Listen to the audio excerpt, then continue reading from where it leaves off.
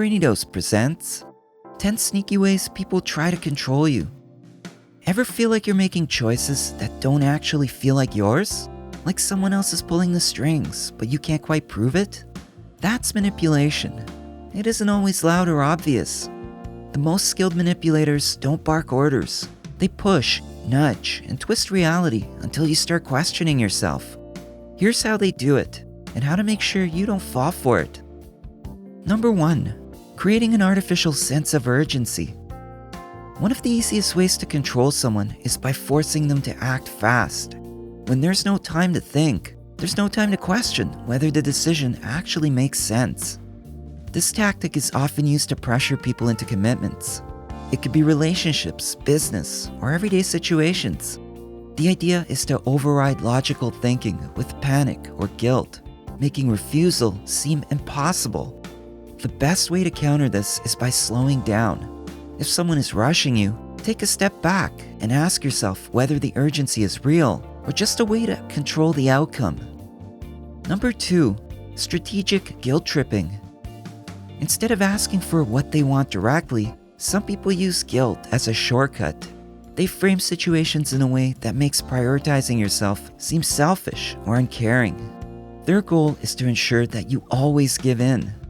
The key to stopping this is identifying when guilt is being used to manipulate rather than reflect a real issue. Feeling bad doesn't always mean you're doing something wrong. Number 3. Creating a false sense of obligation.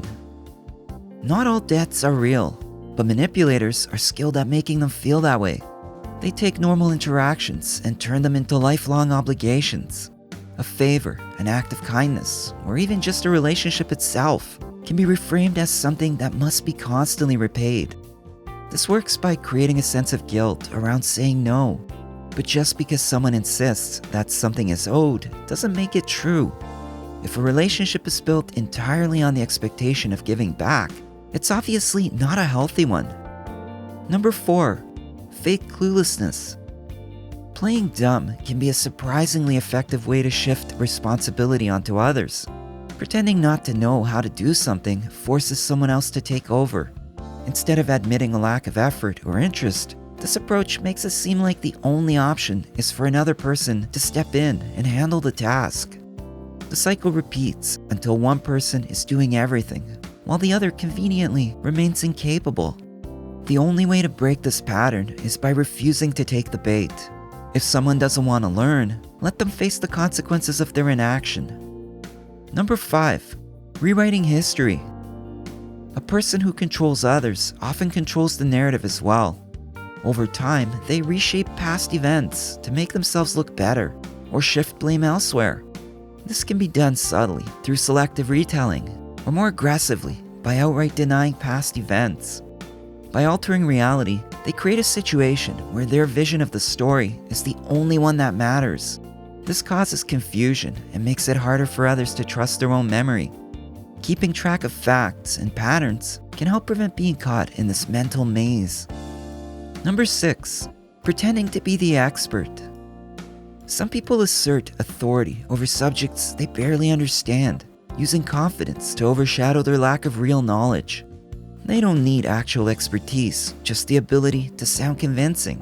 Their objective is to establish dominance and to make others feel less capable of making their own decisions. This tactic thrives on unchecked assumptions.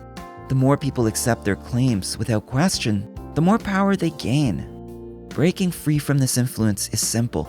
Ask for specifics. Real experts welcome discussion and evidence, while pretenders get defensive or vague when challenged. Trust facts over charisma, and don't be swayed by someone who talks a big game but can't back it up. Number 7. Making you defend yourself constantly. When someone is always on the defensive, they don't have time to focus on what actually matters. A person looking to control others often uses criticism or false accusations to keep their victim in a state of justification.